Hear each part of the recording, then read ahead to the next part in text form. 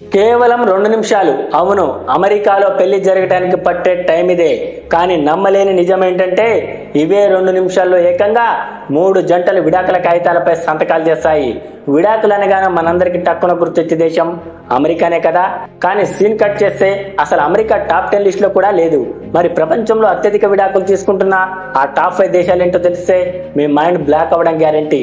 ఆ టాప్ 5 దేశాలు ఏంటంటే మాల్దీవులు, కజకిస్తాన్, రష్యా, మాల్డోవా మరియు బెలారస్. అసలు వీళ్ళు ఎందుకు అంత ఈజీగా విడిపోతున్నారో తెలుసా? పెళ్లి అనే బంధం వీళ్ళకి చాలా త్వరగా బోర్ కొట్టేస్తుందంట. చిన్న వయసులోనే పెళ్లిళ్ళు చేసుకోవడం, విపరీతమైన తాగుడు అలవాట్లు ప్రధాన కారణాలు.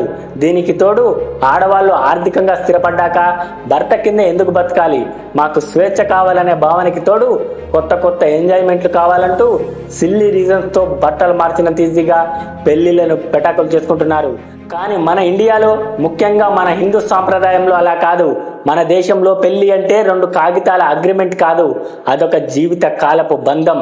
భార్యాభర్తల మధ్య ఎన్ని కష్టాలు వచ్చినా, ఎన్ని గొడవలు వచ్చినా మా పిల్లల భవిష్యత్తు ఏమైపోతుందో అని 1కి 100 సార్లు ఆలోచిస్తారు. ఒకరి కోసం ఒకరు సర్దుకుపోతూ కడదాకా తోడుగా నిలబడతారు తప్ప చిన్న చిన్న కారణాలకే కోర్టులు మెట్లెక్కరు. ఇదే మన భారతీయ వివాహ వ్యవస్థ యొక్క గొప్పతనం.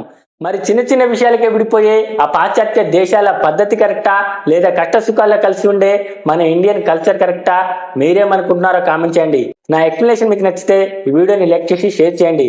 మన ఛానల్ని సబ్స్క్రైబ్ చేసుకోండి. జై హింద్.